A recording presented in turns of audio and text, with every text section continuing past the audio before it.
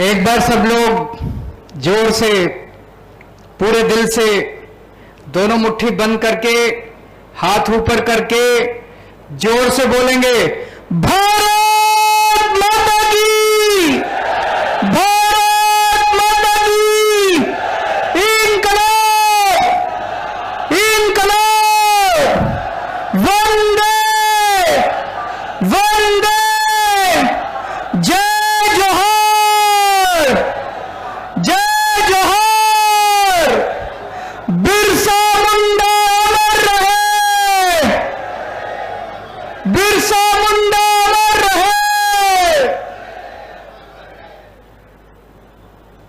आज इतनी भारी संख्या में आए हुए सभी भाइयों, बहनों, माताओं, बुजुर्गों, बच्चों, आप सब लोगों को मेरा नमस्कार, सबको मेरा प्रणाम। केम छो? मजामा? मुझे गुजरात के लोगों से इतना प्यार मिल रहा है, इतना प्यार मिल रहा है, जहां भी जाते हैं।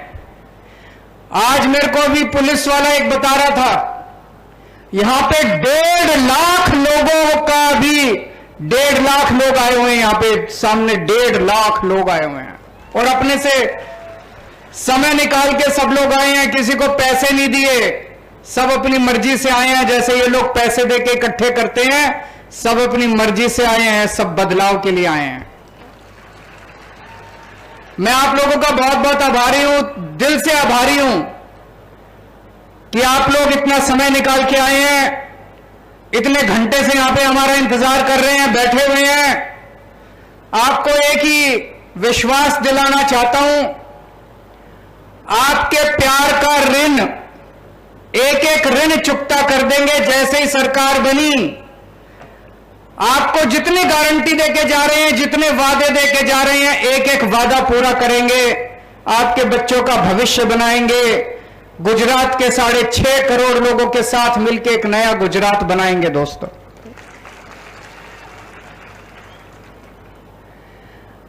आप लोगों से पूछना चाहता हूं, कौन कौन लोग बदलाव चाहते हैं इस बार? कौन कौन बदलना चाहते हैं?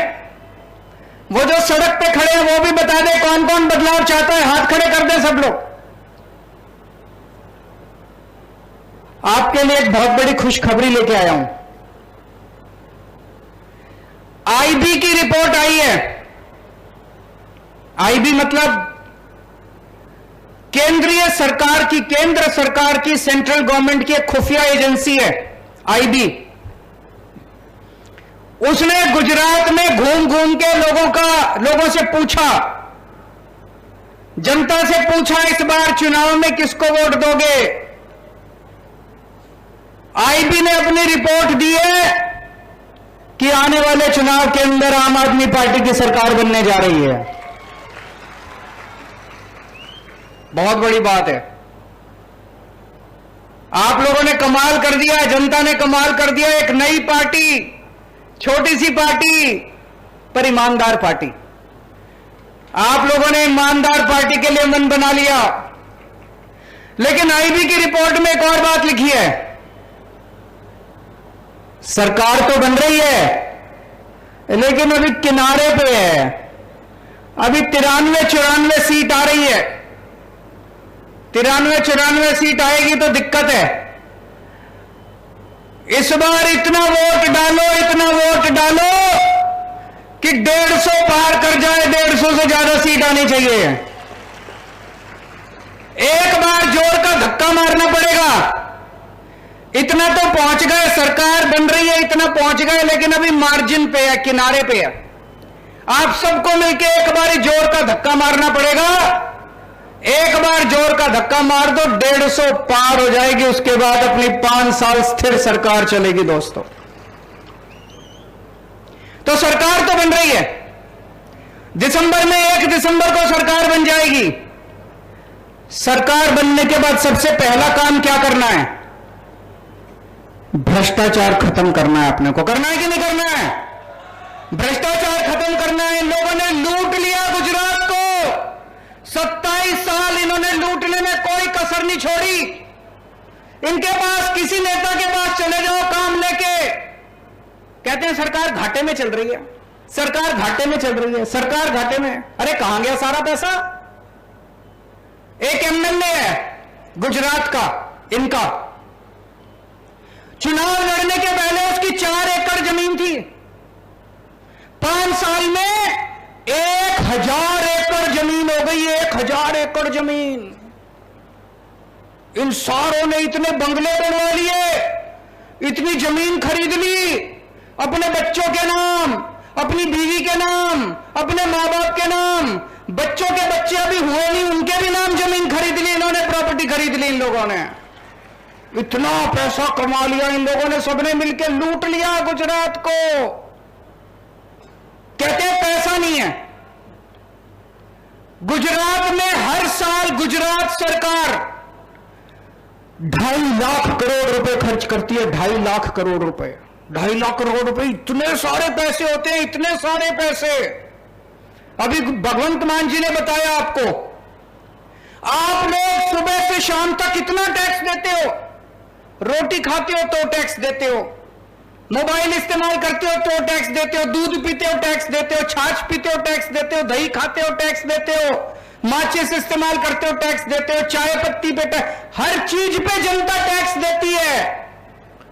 अरबों खरबों खरबों खरबों इतना रुपया इन्होंने इकट्ठा कर रखा है। हर साल 2.5 लाख करोड़ रुपया गुजरात सरकार खर्च करती है। कहां खर्च करती है जी?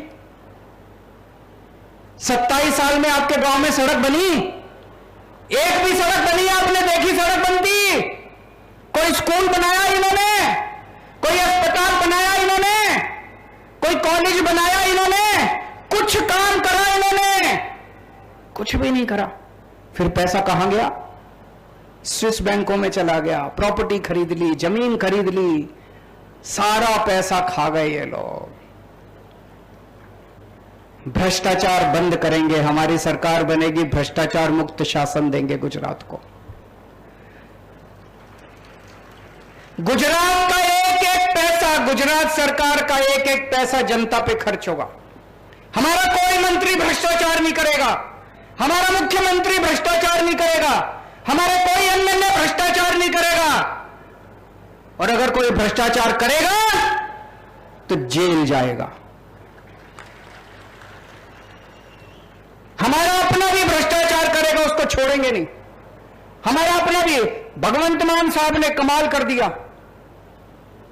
अभी पंजाब के अंदर नई नई सरकार बनी, मान साहब को एक दिन पता चला कि उनका हेल्थ मिनिस्टर कुछ गड़बड़ कर रहा है। अभी विपक्ष को नहीं पता था, अभी मीडिया को भी नहीं पता था। किसी ने आके मान साहब के कान में बोला कि आपका हेल्थ मिनिस्टर गड़बड़ कर रहा है। इन्होंने पता कराया, पता चला हां ये गड़बड़ कर रहा है। पता है इन्होंने क्या किया? अपने हेल्थ मिनिस्टर को पकड़ के जेल में डाल दिया। कभी सुना है? 75 साल आजादी के 75 साल में पहली बार ऐसे हुआ कि किसी मुख्यमंत्री ने अपने हेल्थ मिनिस्टर को पकड़ के जेल में डाल दिया। कट्टर ईमानदार पार्टी है, कट्टर ईमानदार लोग हैं हम, कट्टर ईमानदार सरकार है हमारी। एक पैसे का भ्रष्टाचार नहीं होने देंगे। जो भ्रष्टाचार करेगा जेल जाएगा। और इन नेताओं ने गुजरात के अंदर जितने काले धंधे कर रखे हैं, जितने इतने काले धंधे चल रहे हैं, सारे काले धंधे बंद करेंगे। 2015 के बाद से आज तक जितने पेपर फूटे, ये जो पेपर फूटते हैं ये अपने आप नहीं फूटते, कोई मंत्री कराता है, कोई बड़ा नेता कराता है। आज तक कोई जेल नहीं गया। 2015 के बाद से आज तक जितने पेपर फूटे सबकी जांच दोबारा कराएंगे और जिन जिन लोगों ने पेपर फोड़े उनको 10-10 साल तक जेल की सजा दी जाएगी।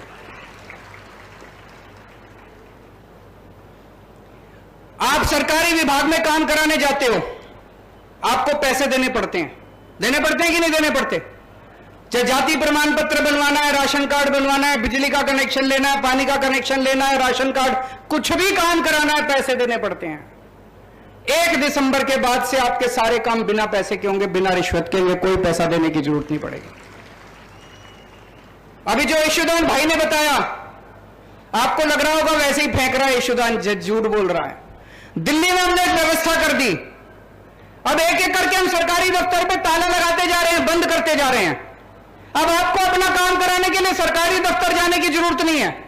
हमने ऐसी व्यवस्था कर दी, आपको कोई भी काम कराना है आप फोन करो, आप बोलो मेरे को यह काम कराना है, राशन कार्ड बनवाना है, बिजली कनेक्शन लेना है, फलाना ढिमका, सरकारी अफसर आपके घर आके आपका काम करके जाता है, आपको दफ्तर जाने की जरूरत नहीं है। गुजरात में भी यह व्यवस्था करेंगे, आपके घर आके आपका काम करेंगे, सरकारी ऑफिसर आपके घर आएगा, आपको किसी को रिश्वत देने की जरूरत नहीं, किसी को पैसा देने की जरूरत नहीं है। साफ सुथरा प्रशासन देंगे दोस्तों। कल मैं गुजरात आया, मैंने देखा चारों तरफ इन लोगों ने मेरे खिलाफ पोस्टर लगा रखे थे, इतने बड़े बड़े होर्डिंग, इतने बड़े बड़े पोस्टर मेरे खिलाफ, मेरी एक तस्वीर उसमें, और तस्वीर के बगल में इन्होंने भगवान के खिलाफ बड़े अपशब्द, अपमानजनक शब्द इन लोगों ने लिखे हुए थे भगवान जी के खिलाफ। मेरे को बड़ी तकलीफ हुई, बहुत दुख हुआ मुझे। मैं जानता हूं कि तुम लोग, ये लोग मेरे से नफरत करते हैं, ये लोग मेरे से बहुत नफरत करते हैं। तुम मेरे को जो मर्जी कर लो, भगवान के खिलाफ तो कम से कम कुछ मत बोलो, भगवान को तो बख्श दो, भगवान का अपमान तो मत करो कम से कम। भगवान का अपमान कौन करता है? पुराने जमाने में जब ऋषि मुनि तपस्या कर रहे होते थे तो राक्षस आके उनकी तपस्या भंग करते थे। जो भगवान का अपमान करता है उसको राक्षस कहते हैं। जो भगवान का अपमान करता है, भक्तों का अपमान करता है, वो कंस की औलाद कहते हैं, वो कंस की औलाद है। क्या करते थे पुराने जमाने में राक्षस? किसी भी गांव में घुस जाते थे, गुंडागर्दी करते थे, महिलाओं को छेड़ते थे, बलात्कार करते थे। ये जितने आजकल गुंडागर्दी कर रहे हैं, भगवान का अपमान कर रहे हैं, भगवान के खिलाफ गंदी भाषा इस्तेमाल कर रहे हैं, ये लोग ये गुंडागर्दी कर रहे हैं, महिलाओं को छेड़ते हैं, लोगों को पीटते हैं, ये लोग, ये कंस की औलाद है, ये राक्षसों की औलाद है। मैं हनुमान जी का भक्त हूं, हनुमान जी का कट्टर भक्त हूं मैं। हनुमान जी की बड़ी कृपा है मेरे ऊपर। और इन लोगों को बता दूं, मेरा जन्म जन्माष्टमी के दिन हुआ था। जिस दिन मैं पैदा हुआ उस दिन जन्माष्टमी थी, श्री कृष्ण जन्माष्टमी। बचपन में मेरी दादी मुझे घर में प्यार से, मेरा घर का नाम कृष्ण था, और भगवान श्री कृष्ण का भी अपार आशीर्वाद है मुझे। उन्होंने स्पेशल काम देके भेजा है, इन कंस की औलादों का सफाया करना है, इन राक्षसों का सफाया करना है। आज के जमाने के जो राक्षस हैं इनका सबका सफाया करना है। दोस्तों, जनता जनार्दन होती है, जनता भगवान होती है। आपका साथ चाहिए, आप मेरे साथ मिलकर भगवान का काम पूरा करेंगे, इन राक्षसों का सफाया करेंगे। जनता को सुकून दिलाना है, जनता के सुख शांति लेके आनी है, इन राक्षसों का सफाया करना है दोस्तों। भ्रष्टाचारियों का सफाया करना है, गुंडागर्दी करने वाले, भगवान का अपमान करने वाले लोगों का सफाया करना है। इतनी महंगाई हो गई है आजकल, इतनी महंगाई, आम आदमी का जीना मुश्किल होता जा रहा है। तनख्वाह बढ़ती नहीं है, आमदनी बढ़ती नहीं है, खर्चे बढ़ते जा रहे हैं। दिल्ली में और पंजाब में हमने एक काम करा दी। हमने सोचा हम क्या कर सकते हैं, जनता को महंगाई से छुटकारा देने के लिए क्या कर सकते हैं। हम लोगों ने दिल्ली में और पंजाब में बिजली फ्री कर दी, बिजली फ्री कर दी, और पुराने बिजली के बिल माफ कर दिए। जैसे मान लो आपका पुराना 70,000 रुपए का बिल है, 80,000 रुपए का पुराना बिल है। कई बार ये गलत बना के भेज देते हैं। हमने पुराने सारे बिल माफ कर दिए, मौजूदा बिजली के बिल जीरो कर दिए। अब सबके बिल जीरो आ रहे हैं, सबके दिल्ली में भी और पंजाब में भी सबके बिजली के बिल जीरो आ रहे हैं दोस्तों। गुजरात में आपको भी महंगाई से छुटकारा दिलाएंगे। होना चाहिए कि नहीं होना चाहिए? गुजरात में 1 मार्च से नोट कर लो। केजरीवाल जो कहता है करता है, मैं झूठ नहीं बोलता। मैं 2 बातें कम करता हूं लेकिन एक बात पूरी करता हूं जो कहता हूं। 1 मार्च से गुजरात के हर परिवार, गुजरात के सभी लोगों का जीरो बिजली का बिल आने लगेगा। पुराने सारे बिल माफ कर देंगे और नए बिजली के बिल आना बंद हो जाएंगे। बिजली आएगी, 24 घंटे बिजली आएगी, बिल नहीं आएगा। मैंने जब ये बोला तो ये मेरे ऊपर खूब गालियां दे रहे हैं, दोनों बीजेपी वाले कांग्रेस वाले खूब गालियां दे रहे हैं। केजरीवाल फ्री की रेवड़ी बांट रहा है, केजरीवाल फ्री की रेवड़ी बांट रहा है। आपको पता है गुजरात के मुख्यमंत्री को हर महीने कितनी बिजली फ्री मिलती है? 5000 यूनिट बिजली फ्री मिलती है गुजरात के सीएम को। 5000 हर महीने। हर मंत्री को 4000 यूनिट बिजली मुफ्त मिलती है, हर मंत्री को। सीएम को 5000 यूनिट, मंत्री को 4000 यूनिट। केजरीवाल जब कहता है जनता को 300 यूनिट बिजली मुफ्त दूंगा तो इनको मिर्ची लगती है। जनता को बिजली मुफ्त मिलनी चाहिए कि नहीं मिलनी चाहिए? सीएम को मुफ्त मिलती है, मंत्री को मुफ्त मिलती है, तो जनता को भी मिलनी चाहिए। क्यों नहीं मिलनी चाहिए जनता को मुफ्त बिजली? जरूर देंगे। यहां जितनी महिलाएं बैठी हैं सबको कहना चाहता हूं, जिन जिन महिलाओं के बैंक अकाउंट नहीं है अपने बैंक अकाउंट खुलवा लेना। हमारी सरकार बनने के बाद 18 साल से ऊपर की हर महिला के अकाउंट में हर महीने 1-1 हजार रुपए हर महीना डलवाया करेंगे। होना चाहिए कि नहीं होना चाहिए? मैं ऐसी कई बेटियों को जानता हूं जो पैसे की कमी के कारण उनकी पढ़ाई छूट जाती है। उनके अकाउंट में 1000 रुपए जाएंगे तो उनकी पढ़ाई नहीं छूटेगी, वो बेटी अपना बेचारा अपना पढ़ाई पूरी कर लेगी। 1000 रुपए हर महिला को मिलेंगे, उसके 100 काम आते हैं महिला के, उसके काम पूरे होंगे।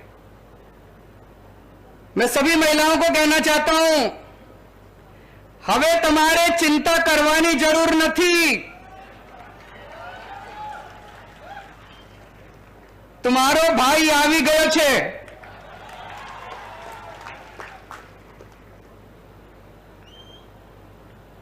दोस्तों, दिल्ली में पहले सरकारी स्कूलों का बहुत बुरा हाल था, जैसे गुजरात के अंदर सरकारी स्कूलों का बुरा हाल है। आदमी सरकारी स्कूल में अपने बच्चे को तब भेजता है जब गरीबी में उसके पास पैसा नहीं होता, पढ़ाने के लिए पैसा नहीं होता, सरकारी स्कूल में भेज देता है। दिल्ली में भी पहले स्कूल टूटे पड़े थे, बिल्डिंग टूटी पड़ी थी, छत टूटी पड़ी थी, बैठने को जगह नहीं थी, टीचर पढ़ाते नहीं थे। 5 साल के अंदर हमने दिल्ली के सारे सरकारी स्कूलों को शानदार बना दिया। शानदार। सारी बिल्डिंग तोड़ तोड़ के नई बिल्डिंग बना दी, प्राइवेट से भी अच्छे सरकारी स्कूल बना दिए।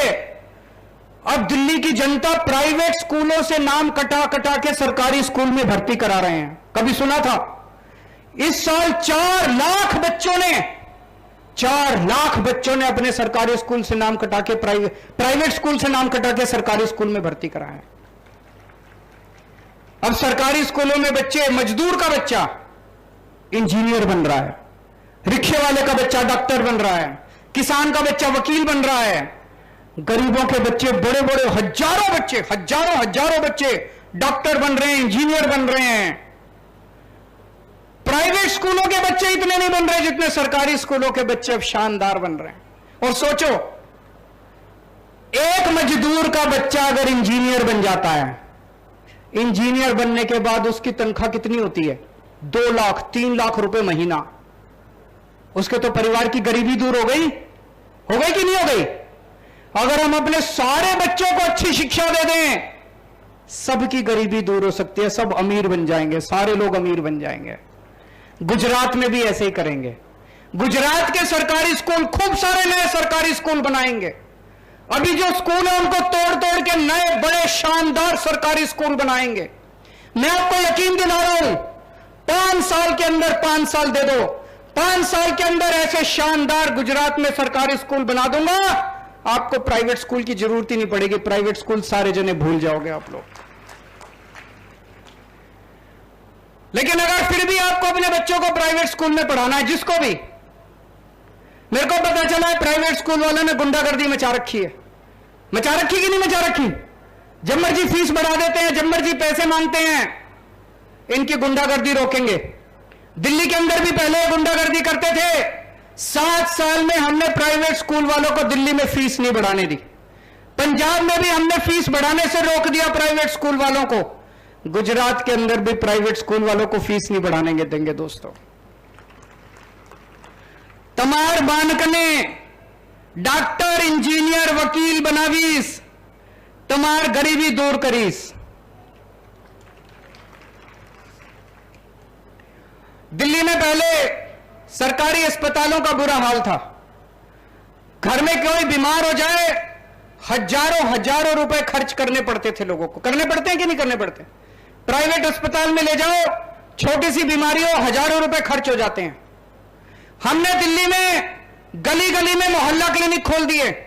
मोहल्ला क्लिनिक में सारी दवाइयां फ्री है, सारे टेस्ट फ्री हैं, सबका इलाज फ्री है।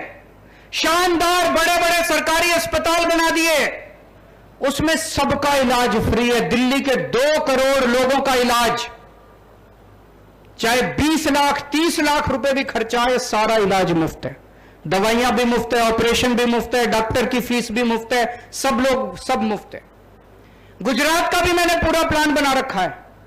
गुजरात में हमारी सरकार बनेगी, हर गांव के अंदर एक एक मोहल्ला क्लिनिक खोलेंगे। उस क्लिनिक में एक एमबीबीएस डॉक्टर बनाएंगे, वहां पे आपकी सारी दवाइयां मुफ्त होंगी, सब कुछ मुफ्त होगा, सारा इलाज मुफ्त। और अगर बड़ी बीमारी हो जाए, पूरे गुजरात के अंदर कई सारे बड़े बड़े सरकारी अस्पताल बनाएंगे दिल्ली की तरह, और 6.5 करोड़ गुजरातियों का हर एक का सारा इलाज मुफ्त होगा, चाहे अमीर हो चाहे गरीब हो, चाहे कितना भी खर्चा है, आपका सारा इलाज मुफ्त किया जाएगा। मुझे राजनीति करनी नहीं आती, मुझे पॉलिटिक्स करनी नहीं आती। पढ़ा लिखा आदमी हूं मैं, शरीफ आदमी हूं, ईमानदार आदमी हूं। मेरे को इनकी तरह गुंडागर्दी करनी नहीं आती, इनकी तरह भ्रष्टाचार करना नहीं आता। मेरे को स्कूल बनाने आते हैं, मेरे को अस्पताल बनाने आते हैं। अगर गुंडागर्दी चाहिए, इनके पास चले जाना। अगर राजनीति चाहिए, गंदी राजनीति चाहिए, भ्रष्टाचार चाहिए, इनके पास चले जाना। अगर अपने बच्चों के लिए स्कूल बनवाने हैं, कॉलेज बनवाने हैं, मेरे पास आ जाना। अगर अपने परिवार के लिए अस्पताल बनवाने हैं, तो मेरे पास आ जाना। दोस्तों, आप में से कौन कौन बेरोजगार है, जरा हाथ खड़े करें। सब लोग बेरोजगार हैं। मैंने अभी एक टीवी चैनल में देखा,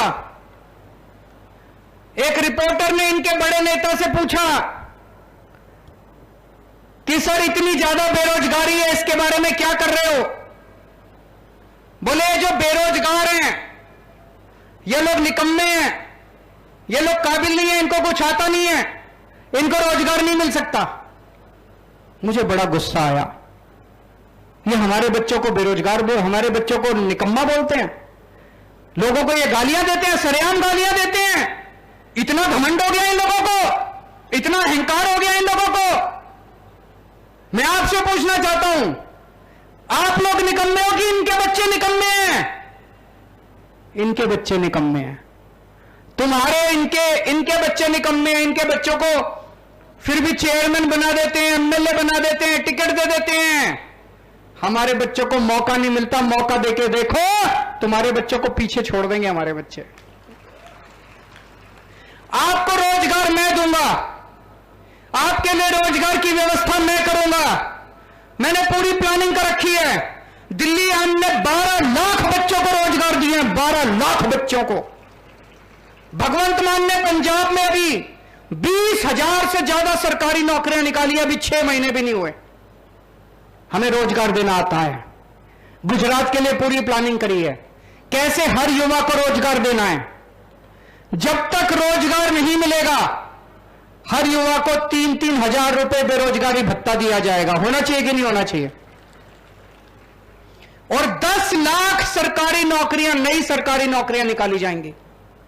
इतने सारे हम सरकारी अस्पताल बनाएंगे, इतने मोहल्ला क्लिनिक बनाएंगे, इतने नए स्कूल बनाएंगे, इतना काम करेंगे, खूब सरकारी नौकरियां निकलेंगी, खूब नई नौकरियां निकलेंगी। 10 लाख सरकारी नौकरियां निकाली जाएंगी।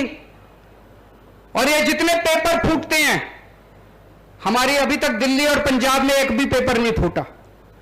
अब से 1 दिसंबर के बाद गुजरात में कोई पेपर नहीं फूटेगा। अगर कोई पेपर फोड़ेगा तो 10 साल के लिए उसको जेल भेजेंगे। अभी तक जितनी वैकेंसी हैं, तलाटी के पेपर नहीं हुए, टेट के पेपर नहीं हुए, टैट के पेपर नहीं हुए, पुलिस में भर्तियां बाकी है। पूरे 1 साल का हमने शेड्यूल बनाया है। फरवरी में तलाटी के पेपर हो जाएंगे, मई के महीने में टैट के और टेट के पेपर हो जाएंगे। उसके बाद दिसंबर तक आते आते सारे पुलिस की भर्तियां करके सबको बिना पेपर फोड़े सबकी भर्ती कर देंगे। किसी को पैसे देने की जरूरत नहीं है, रिश्वत देने की जरूरत नहीं है। ये लोग कहते थे गुजरात की सड़कें बड़ी अच्छी हैं। हम लोग दिल्ली में बैठ के सोचते थे होंगी अच्छी। अभी मैं इतने दिनों से गुजरात घूम रहा हूं, सब जगह सड़कें टूटी पड़ी हैं, सब जगह। जनता की पहली डिमांड है कि हमारी सड़कें ठीक करा देना।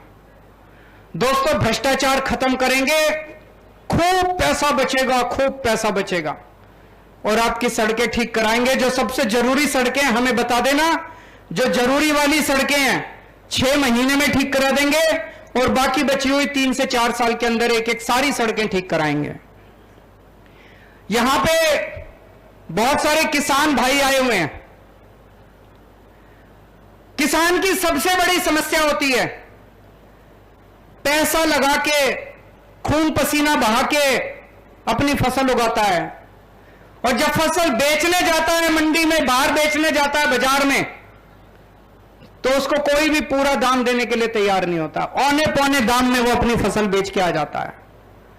किसान कर्जे में डूब जाता है और फिर आत्महत्या कर लेता है। किसानों को फसलों का पूरा दाम दिलाएंगे। अगर उसको पूरे दाम मंडी में नहीं मिलेंगे, मार्केट में नहीं मिलेगी, तो सरकार उसकी सारी फसल खरीदेगी, हम खरीदेंगे उसकी सारी फसल एमएसपी के दाम पे। शुरुआत करेंगे 5 फसलों से, गेहूं, चावल, चना, मूंगफली, कपास। इन 5 फसलों पे अगर किसान को मार्केट में एमएसपी का दाम नहीं मिलता तो सरकार के पास आ जाए, सरकार उसकी सारी फसल एमएसपी के दाम पे खरीद लेगी। पंजाब में भी करके दिखाया है।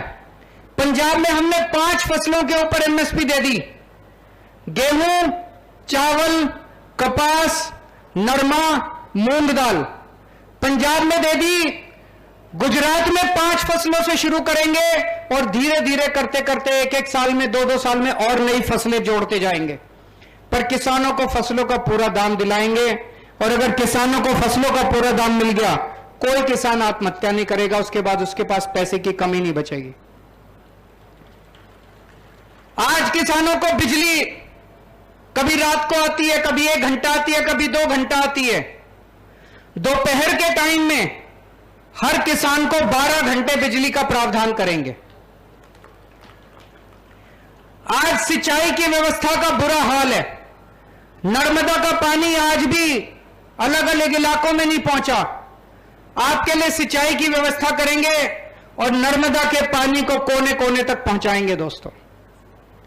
और अगर आपकी फसल बर्बाद होती है तो दिल्ली में हम लोगों ने एक योजना बना दी। दिल्ली में अगर आपकी फसल बर्बाद होती है 50,000 रुपए प्रति हेक्टेयर के हिसाब से हम किसान को मुआवजा देते हैं। ऑटोमेटिक मुआवजा मिल जाता है उसको 1 महीने के अंदर। अब हमने पंजाब में भी व्यवस्था कर दी। गुजरात में भी अगर सरकार बनेगी तो 50,000 रुपए प्रति हेक्टेयर के हिसाब से किसानों को फसल बर्बाद होने पर मुआवजा दिलाएंगे। यहां पे बहुत सारे आदिवासी भाई बहन आए हुए हैं। पैसा लागू करेंगे। अभी तक सरकार की नीयत खराब थी। कोई सरकार पैसा लागू नहीं करना चाहती। ग्राम सभाओं को पूरा अधिकार देंगे। आपका जल, जंगल, जमीन इसके ऊपर ग्राम सभा का अधिकार होगा। जो गांव वाले कहेंगे उनकी मर्जी के बिना कोई आपकी जमीन नहीं ले सकता। 5th शेड्यूल संविधान का लागू करेंगे। आदिवासी लोगों को, उनके भाई बहनों को पूरा अधिकार, आदिवासी लोगों का जो अधिकार है सब अधिकार दिलाएंगे। अभी अयोध्या में राम मंदिर बन रहा है, अगले साल तक पूरा हो जाएगा। कौन कौन लोग रामचंद्र जी के दर्शन करना चाहते हैं? हाथ खड़े करके बताएं। सब लोग वहां पे जाना चाहते हैं, लेकिन जाने के लिए पैसे चाहिए। पैसे की कमी हो जाती है। पूरा परिवार लेके जाओ तो और खर्चा आता है, आना जाना, रहना, खाना पीना। दिल्ली में हमने शुरू किया है। दिल्ली में अभी हम रामलला के दर्शन करवाने के लिए लोगों को ले जाते हैं। सब कुछ फ्री है, सरकार देती है। आना जाना, रहना, खाना पीना। जब ट्रेन जाती है, स्पेशल ट्रेन जाती है दिल्ली से, मैं उन्हें छोड़ने जाता हूं स्टेशन पे। जब ट्रेन आती है मैं उन्हें लेने जाता हूं। इतने खुश होते हैं लोग, इतना आशीर्वाद देते हैं लोग, इतना आशीर्वाद देते हैं। गुजरात के लोगों को भी अयोध्या में रामचंद्र जी के दर्शन कराएंगे, फ्री में दर्शन कराएंगे। ये लोग मेरे को खूब गालियां देते हैं, केजरीवाल सब कुछ फ्री फ्री फ्री क्यों दे रहा है। मैं आपसे पूछना चाहता हूं, हमारे देश के बच्चों को अच्छी शिक्षा फ्री में मिलनी चाहिए कि नहीं मिलनी चाहिए? हाथ खड़े करके बता दो। हमारे देश में पैदा होने वाले हर आदमी को, हर औरत को अच्छा इलाज फ्री में मिलना चाहिए कि नहीं मिलना चाहिए? हमारे देश में लोगों को फ्री में बिजली मिलनी चाहिए कि नहीं मिलनी चाहिए? मिलनी चाहिए। ये इतना फ्री के खिलाफ क्यों बोलते हैं? क्यों कहते हैं केजरीवाल फ्री दे रहा है, फ्री दे रहा है, नहीं देना चाहिए? इनको डर लगता है सब कुछ फ्री दे दिया तो इनको लूटने के लिए कुछ नहीं बचेगा। मैं कहता हूं स्कूल बनवाऊंगा, कहते नहीं नहीं स्कूल नहीं बनेंगे। मैं कहता हूं अस्पताल बनवाऊंगा, दवाइयां फ्री दूंगा, ये कहते नहीं नहीं अस्पताल नहीं बनाने देंगे। मैं कहता हूं मैं बिजली फ्री दूंगा, नहीं नहीं बिजली फ्री नहीं देंगे। क्यों? इनको लगता है स्कूल बन गए, अस्पताल बन गए, मोहल्ला क्लिनिक बन गए, सड़कें बन गई तो इनके लूटने के लिए पैसा नहीं बचेगा। दोनों इकट्ठी हो गई पार्टियां, दोनों खूब गालियां दे रही है मेरे को। आजकल मैंने सुना है पिछले कुछ दिनों से, जब से ये आईबी की रिपोर्ट आई है, दोनों की रात को 12 बजे सीक्रेट मीटिंग होती है। दोनों पार्टियों की, दोनों की सीक्रेट मीटिंग होती है। दोनों तय करते हैं कल केजरीवाल को यह गाली देनी है। सुबह सुबह 10 बजे एक पार्टी कहती है केजरीवाल कुत्ता है, 11 बजे दूसरी पार्टी कहती है केजरीवाल कमीना है, 12 बजे तीसरी पार्टी कहती है केजरीवाल आतंकवादी है, 1 बजे दूसरी पार्टी कहती है केजरीवाल खालिस्तानी है। खूब गालियां दे रहे हैं ये लोग, खूब गालियां दे रहे हैं। दोस्तों इनके चक्कर में मत पड़ना, ऊपर वाले की कुछ कृपा हो रही है। पूरा गुजरात इस टाइम बदलाव की आंधी चल रही है। पूरे गुजरात के अंदर जबरदस्त आंधी चल रही है। भगवान ने झाड़ू चलानी शुरू कर दी है। भगवान झाड़ू चला रहा है ऊपर से। कुछ तो प्रभु की दिव्य शक्ति है कोई, जो इस समय पूरे गुजरात के अंदर घूम घूम के जनता का मन बदल रही है। दोस्तों जबरदस्त हो रहा है पूरे गुजरात के अंदर। अब कांग्रेस को वोट मत दे देना। कांग्रेस को वोट देने का मतलब है वोट खराब करना। सर्वे में कांग्रेस की 10 से भी कम सीट आ रही हैं और ये 10 भी चले जाएंगे बीजेपी में चुनाव के बाद, वो भी नहीं बचने वाले। कांग्रेस को वोट देना बिल्कुल बेकार है। कांग्रेस को वोट देके अपना वोट खराब मत करना और इनका 27 साल का अहंकार तोड़ना इस बार। इनको इतना घमंड हो गया, इनको इतना घमंड हो गया है। बहुत सारे बीजेपी के नेता मिलते हैं, बहुत सारे बीजेपी के कार्यकर्ता मिलते हैं, अंदर खाने बोलते हैं सर कुछ करो, इस बार हराओ इनको। बीजेपी वाले हराना चाहते हैं बीजेपी वालों को। भगवान ने झाड़ू चलानी शुरू कर दी है। भगवान झाड़ू चला रहा है ऊपर से। कुछ तो प्रभु की दिव्य शक्ति है कोई, जो इस समय पूरे गुजरात के अंदर घूम घूम के जनता का मन बदल रही है। दोस्तों जबरदस्त हो रहा है पूरे गुजरात के अंदर। अब कांग्रेस को वोट मत दे देना। कांग्रेस को वोट देने का मतलब है वोट खराब करना। सर्वे में कांग्रेस की 10 से भी कम सीट आ रही हैं और ये 10 भी चले जाएंगे बीजेपी में चुनाव के बाद, वो भी नहीं बचने वाले। कांग्रेस को वोट देना बिल्कुल बेकार है। कांग्रेस को वोट देके अपना वोट खराब मत करना। और इनका 27 साल का अहंकार तोड़ना इस बार। इनको इतना घमंड हो गया, इनको इतना घमंड हो गया है। बहुत सारे बीजेपी के नेता मिलते हैं, बहुत सारे बीजेपी के कार्यकर्ता मिलते हैं, अंदर खाने बोलते हैं सर कुछ करो, इस बार हराओ इनको। बीजेपी वाले हराना चाहते हैं बीजेपी वालों को, कहते हैं सर कुछ करो, इस बार हराओ इनको। मैं सारे बीजेपी के कार्यकर्ताओं से कहना चाहता हूं, सारे बीजेपी के नेताओं से, जो जो बीजेपी को हराना चाहते हैं, मैं जानता हूं आपको डर है, आप बीजेपी में ही रहो, लेकिन अंदर खाने बीजेपी को हराने का काम करो।